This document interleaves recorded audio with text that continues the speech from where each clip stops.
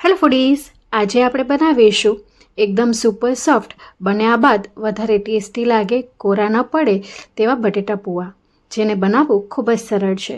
100% આ રીતે તમે આજથી પહેલાં ક્યારે પણ બટેટા પૌવા નહીં બનાવ્યા હોય એ મારી ગેરંટી છે. તો વિડીયોને એકવાર ખાસ જોજો, કારણ કે આ રેસિપી તમને આખા યુટ્યુબ પર ક્યાંય નહીં મળે. એકવાર આ રીતે બનાવશો ને તો વારંવાર તમે આ જ રીતે બનાવવાનું પસંદ કરશો. તો ચાલો જોઈ લઈએ કે આ બટેટા પૌવા આપણે કઈ રીતે બનાવીશું. તો આ બટેટા પૌવા બનાવવા માટે આપણે આ રીતના જાડા પૌવાનો ઉપયોગ કરવાનો છે. નીચે ચાણું મૂક્યું છે અને અહીં મેં 3 કપ જેટલા પૌવા લીધા છે. આ આટલી ક્વોન્ટિટીમાંથી ઘરમાં રહેલા મોટા 4 થી 5 વ્યક્તિઓને પૂરા થાય એટલી ક્વોન્ટિટીમાં આપણા બટેટા પૌવા તૈયાર થશે. હવે આ પૌવાની અંદર છે ને આવી રીતની ડસ્ટ અને નાના નાના પાર્ટિકલ્સ હોય છે, એટલે એને ચાળવા ખૂબ જ જરૂરી છે. તો મેં આ રીતના ચાણાનો ઉપયોગ કર્યો છે. તો આવી રીતે એને આપણે ચાળી લઈશું એટલે આ રીતના નાના પાર્ટિકલ્સ અને જે એની અંદર ડસ્ટ હોય છે એ નીકળી જાય છે. તો હવે આને આપણે ફેંકી દઈશું અને આ પૌવાને આપણે આવી રીતે ઊંડા અને મોટા વાસણમાં ટ્રાન્સફર કરી લઈશું. હવે આની અંદર પૌવા ડૂબે ને એટલું આપણે પાણી નાખીશું અને એકદમ હળવા હાથેથી આપણે એને ધોવાના છે. ક્યાં સુધી ધોશું? જ્યાં સુધી પાણી છે ને ક્લિયર ન મળે. તો અહીં તમે જોઈ શકો છો, એકવાર પૌવાની અંદર પાણી નાખ્યા બાદ પાણી કેટલું ડોળું નીકળ્યું છે. આ પાણીને કાઢી લઈશું અને ફરી પાછું આટલું જ પાણી આપણે બીજી વાર નાખીશું અને એકદમ હળવા હાથેથી આપણે એને ઘસવાનું છે. એકદમ વજન દઈને નથી ઘસવાનું, નહીંતર પૌવા છે ને એ ઘીચો વળી જશે. તો એકદમ હલકા હાથેથી આવી રીતે આપણે હાથ ફેરવશું એટલે પાણી છે એ આવી રીતની અંદરથી ડસ્ટ દૂર થઈ જશે અને પૌવા છે એકદમ ચોખ્ખા થઈ જશે. હવે આ પાણીને આપણે એકદમ નિતારી લેવાનું છે. એટલે ફરી પાછું આપણે આ પૌવાને એક ચાણાની અંદર આ રીતે નિતાર લેશું અને આને આમને આમ નિતારવા માટે સાઈડમાં મૂકી દઈશું એટલે આપણા પૌવા સરસ પલળી જશે. જ્યાં સુધી પૌવા પલળે છે ત્યાં સુધી મેં અહીંયા એક મોટી સાઇઝનું બટેટું લીધું છે, જેને છાલ ઉતારી લઈશું ને આવી રીતે થોડુંક ભરેલું હોય એ રીતના પીસીસમાં આપણે કટ કરવાના છે. એટલે ના તો બહુ પાતળા અને ના તો બહુ જાડા એવા આવી રીતના આપણે પતિકા પાડીશું. તો અહીં તમે જોઈ શકો છો કે એક બટેટાનો આપણે આવી રીતે પતિકા પાડી લીધા છે. નથી બહુ જાડા નથી બહુ ઝીણા, તમે એની થિકનેસ જોઈ શકો છો. હવે જાડા તળિયાવાળું વાસણ લઈ લેશું, જેની અંદર આપણે 3 ટેબલસ્પૂન જેટલું મગફળીનું તેલ લીધું છે. તેલ આપણું ગરમ થઈ ગયું છે અને હવે આ સમયે આની અંદર 1/4 કપ જેટલા આપણે સિંગદાણા નાખીશું અને એને આપણે તળી લેવાના છે. હવે જો વધારે રિચનેસ એડ કરવી હોય તો તમે આની અંદર કાજુના ટુકડા અને દ્રાક્ષના ટુકડા એટલે કે કિશમિશને તળીને પણ લઈ શકો છો. સિંગદાણા તળાઈ ગયા છે, જેને સાઈડમાં મૂકી દઈશું. તેલ ગરમ જ છે તો 1/2 ટીસ્પૂન જેટલું જીરું, 1 ટીસ્પૂન જેટલી રાઈ ને 1/2 ટીસ્પૂન જેટલી વરિયાળી નાખીશું. વરિયાળી નાખવાથી પૌવામાં ખૂબ જ સરસ સુગંધ આવે છે. તો બજારમાં જે પૌવા મળે છે ને એની અંદર વરિયાળી ઉમેરવામાં આવે છે. સાથે 1/2 ટીસ્પૂન જેટલી હિંગ નાખી છે. બધું સરસ છટકી ગયું છે એટલે આની અંદર બટેટું નાખી દઈશું અને સારી રીતે આપણે મિક્સ કરી લઈશું. ગેસની ફ્લેમને અત્યારે આપણે મીડિયમ રાખી છે. બધી વસ્તુ સરસ રીતે મિક્સ થઈ ગઈ છે. તો હવે બટેટાના માપનું જ મીઠું નાખીશું, પૌવાના માપનું આપણે મીઠું નથી નાખ્યું.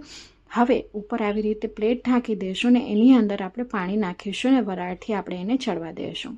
એટલી જ વારમાં આપણા પૌવા છે ને સરસ પલળી ગયા છે, જેને વાસણમાં આવી રીતે ટ્રાન્સફર કરી લઈશું. જે આપણે ઊંડું વાસણ લીધું છે એની અંદર જ નાખી દેવાના છે અને અહીં તમે જોઈ શકો તો એકદમ છૂટા છૂટા સરસ પૌવા આપણા પલળી ગયા છે ને ક્યાંયથી પણ ઘીચો નથી વળ્યા. એક એક દાણો એનો છૂટો દેખાઈ રહ્યો છે. તો હજી આને થોડી વાર માટે સાઈડમાં મૂકી દઈશું, ત્યાં સુધી આપણે બીજી પ્રોસેસ જોઈ લઈએ. તો અહીં તમે જોઈ શકો છો વરાળથી સરસ મજાનું બટેટું આવી રીતે થોડું ગોલ્ડન બ્રાઉન થઈ ગયું છે. તો જો આજથી પહેલાં ક્યારે પણ બટેટાને બ્રાઉન કરીને ન લીધા ને તો એકવાર જરૂરથી લેજો. આ રીતે સાતળેલા બટેટા ખૂબ જ ટેસ્ટી લાગે છે. હવે જે વરાળમાં ઉપર પાણી રાખ્યું હતું ને એ પાણી આપણે આની અંદર નાખી દઈશું, જેથી બટેટા છે ને વધારે સતળાઈ અને કોરા ન લાગે, એના અંદર સોફ્ટનેસ જળવાઈ રહે. તો વરાળનું જે પાણી છે ને એ જ નાખીશું. તો તમે જોઈ શકો છો 5 થી 7 ટેબલ સ્પૂન જેટલું આપણે એટલે કે 5 થી 7 ચમચી જેટલું આપણે ગરમ પાણી જ નાખ્યું છે અને આની અંદર હવે બટેટાને આપણે ચડવા દઈશું. સારી રીતે આપણે મિક્સ કરી લીધું છે ને હવે આ સમયે આની અંદર આપણે અત્યારે જોઈ શકો છો બટેટું કાચું છે, પણ આ રીતે એકવાર ચેક કરી લેવાનું. અને આ સમયે આની અંદર તીખાશ પ્રમાણે લીલા મરચાં લેવાના છે. તો મેં મીડિયમ તીખા મરચાં આવે છે એનો ઉપયોગ કર્યો છે, 4 નંગ જેટલા લીધા છે અને મીઠા લીમડાના પાન નાખ્યા છે. તીખાશનું પ્રમાણ તમે તમારા સ્વાદ અકોર્ડિંગ ઉપર નીચે કરી શકો છો. સાથે મિક્સ કરી લીધું છે. હવે જે આ પાણી છે ને એની અંદર જ્યારે આવી રીતે મરચાં અને લીમડો રંધાય છે ને તેની સુગંધ સરસ લાગે છે. થોડુંક બીજું પણ પાણી વધારાનું નાખ્યું છે અને ઢાંકણ ઢાંકીને સીજવા દઈશું. હવે એક બાઉલની અંદર આપણે 1/2 લીંબુનો રસ લીધો છે. ખટાશનું પ્રમાણ પણ તમે તમારા તમારા સ્વાદ અકોર્ડિંગ ઉપર નીચે કરી શકો છો. આટલી ક્વોન્ટિટીમાં આટલો લીંબુનો રસ જોઈ જશે એ પ્રમાણે મેં શેર કર્યું છે. અને આની અંદર આપણે 3 ટેબલસ્પૂન જેટલી દળેલી ખાંડ એટલે કે પીસેલી ખાંડ નાખીશું. પીસેલી ખાંડ જ્યારે ઉપયોગમાં લઈએ છીએ તો એ ફટાફટ પૌવાની અંદર ભળી જાય છે અને પૌવા બિલકુલ પણ ફીકા નથી લાગતા. સાયતે મિક્સ કરી લીધું છે ને આની અંદર હજી આપણે 4 થી 5 ચમચી જેટલું પાણી નાખીશું અને મિશ્રણને સારી રીતે મિક્સ કરી લેવાનું છે. આ મિશ્રણને આપણે પૌવાની અંદર ભેળવીશું જેથી આરામથી ઇઝીલી ભળી જાય. એટલે કે આનો સ્વાદ છે ને જ્યારે આપણે પૌવાની અંદર નાખીશું તો સરસ ખીલીને આવે છે. તો અહીં તમે જોઈ શકો છો કે સારી રીતે બધી વસ્તુને મિક્સ કરી લીધી છે. પૌવા આપણા જે પલળી ગયા હતા એની અંદર આ મિશ્રણને નાખી દઈશું.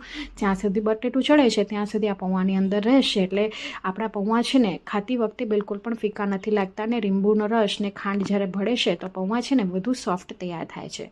સાયતે મિક્સ કરી લીધું છે ને હવે આ સમયે આની અંદર આપણે પૌવાના ભાગનું મીઠું પણ નાખી દઈશું જેથી આરામથી ઇઝીલી એ અત્યારે જ મિક્સ થઈ જાય અને ખાતી વખતે બિલકુલ પણ ફીકા ન લાગે અને ઇવનલી બધો મસાલો મિક્સ થઈ જાય છે તો પૌવા આપણા સ્વાદિષ્ટ લાગે છે. લીંબુનો રસ ને ખાંડ અત્યારે જ ભેળવી દીધા છે એટલે પૌવા છે એ વધુ સોફ્ટ તૈયાર થશે. તો પૌવાના ભાગનું આપણે મીઠું નાખી દઈશું અને હવે ફરી પાછું સાયતે મિક્સ કરી લઈશું. હવે મીઠું પણ નાખ્યું છે એટલે પૌવા છે એ વધુ સોફ્ટ તૈયાર થશે. જ્યારે આપણે રાંધતી વખતે મીઠું નાખીએ છીએ તો એ ક્યારેક સરખી રીતે ભળતું નથી અને આવી રીતે નીચે જ નાખી દેવાથી પૌવા વધારે સોફ્ટ તૈયાર થઈ જાય છે. હવે આને આપણે સાઈડમાં મૂકી દઈશું અને બીજી તરફ તમે જોઈ શકો છો કે બટેટું છે એ સરસ હવે ચડી ગયું છે અને સહેજ પાણીનો ભાગ પણ છે. પણ એ પાણીના ભાગને આપણે બાળીશું નહીં. એની અંદર જ આ સમયે આપણે સિંગદાણા નાખી દઈશું એટલે થોડાક સોફ્ટ થઈ જાય. જો તમને ક્રન્ચી પસંદ હોય તો તમારી છેલ્લે નાખવાના. સાથે 1/2 ટીસ્પૂન જેટલી હળદર પાવડર નાખીશું અને સાથે મિક્સ કરી લઈશું. તો જોઈ શકો છો ફ્રેન્ડ્સ પાણીનો ભાગ હતો એ શોષાઈ ગયો છે અને કેટલો સરસ હળદરનો કલર ખીલીને આવ્યો છે. એકવાર બટેટાને પણ ચેક કરી લેશું તો બટેટા પણ સરસ ચડી ગયા છે. તો સાથે મિક્સ કરી લીધા બાદ આ સમયે આની અંદર પૌવા નાખી દઈશું અને હળવે હાથેથી બધી વસ્તુને આપણે મિક્સ કરી લઈશું. અહીં તમે જોઈ શકો છો આપણે એટલું પાણી ઉમેર્યું છતાંય પણ ક્યાંય પણ પૌવાનો દાણો ઘીચો નથી વળ્યો. એકદમ છૂટા છૂટા પૌવા આપણા તૈયાર થયા છે. ઘણા લોકોને ડુંગળી પસંદ હોય છે તો આવી રીતે સાતળતી વખતે પણ તમે ડુંગળી નાખી શકો છો. અધરવાઇઝ છેલ્લે સર્વ કરતી વખતે પણ નાખી શકો છો. એક એક દાણો આપણો પૌવાનો છૂટો બન્યો છે. આ પૌવાને તમે ટિફિન બોક્સમાં લંચ બોક્સમાં આપી શકો છો. 7 થી 8 કલાક સુધી પણ આ પૌવા છે એટલા સોફ્ટ બન્યા રહેશે. હવે સારી રીતે મિક્સ કરી લીધા બાદ છેલ્લે આની અંદર થોડીક ફ્રેશ કોથમીર નાખીશું. ગેસની ફ્લેમને એકદમ આપણે સ્લો કરી દઈશું અને ઉપર ફરી પાછું આપણે થાળી ઢાંકી દઈશું અને એની અંદર પાણી નાખી દઈશું અને વરાળથી આપણે આ પૌવા ધીમા ગેસે 3 થી 4 મિનિટ સુધી સીજવા દઈશું. એટલે પૌવા છે ને અંદર વરાળથી બફાઈ જશે અને વધારે સોફ્ટ તૈયાર થશે અને પરિણામે જ્યારે તમે ટિફિન બોક્સમાં કે લંચ બોક્સમાં આ પૌવાને આપો છો તો 7 થી 8 કલાક સુધી પણ આ પૌવા છે એ કોરા નથી પડતા, ફીકા નથી પડતા અને જ્યારે તમે ડબ્બો ખોલશો ને તો આખા રૂમમાં એની સુગંધ સોડમ છે એ વિખરાઈ જાય છે, પથરાઈ જાય છે અને ખૂબ જ સરસ ટેસ્ટી આ પૌવા તૈયાર થાય છે. તો 4 થી 5 મિનિટ બાદ તમે જોઈ શકો છો કે એકદમ સોફ્ટ, સુપર સોફ્ટ, વધારે ટેસ્ટી એવા આપણા છૂટા છૂટા બટેટા પૌવા બનીને તૈયાર થયા છે જેને આપણે સર્વ કરી લઈશું. હવે આ પૌવાને સર્વ કરતી વખતે વધારે ટેસ્ટી બનાવવા માટે તમે થોડાક બીજા વસ્તુઓ પણ ઉમેરી શકો છો. તો અહીં પૌવાને આપણે એક પ્લેટમાં કાઢી લીધા છે. આ પૌવાને વધારે ટેસ્ટી બનાવવા માટે આપણે આની અંદર રતલામી સેવ જે આવે છે એનો ઉપયોગ કરી રહ્યા છીએ અને સાથે તીખી બુંદી આવી રીતે માર્કેટમાં આરામથી મળે છે એ નાખીશું. તો આનાથી ખૂબ જ ટેસ્ટી પૌવા આપણા તૈયાર થાય છે. સાથે થોડીક ઝીણી સમારેલી ડુંગળી પણ નાખી છે. તમે આની અંદર ટમેટું પણ નાખી શકો છો ઝીણું સમારેલો. તો ફૂડીઝ તમે મારી રેસીપી કયા ગામ, કયા શહેર, કયા મેગા સિટીથી જોવો છો કમેન્ટ બોક્સમાં લખીને જરૂરથી જણાવજો. એ જાણીને મને ખૂબ જ આનંદ થશે. રેસીપી ગમી હોય તો પ્લીઝ વિડીયોને લાઇક, શેર, ચેનલને સબસ્ક્રાઈબ કરવાનું ન ભૂલતા. હું ફરી મળીશ આવી જ નવી રેસીપી સાથે. ત્યાં સુધી આવજો. Bye, take care. Thanks for watching.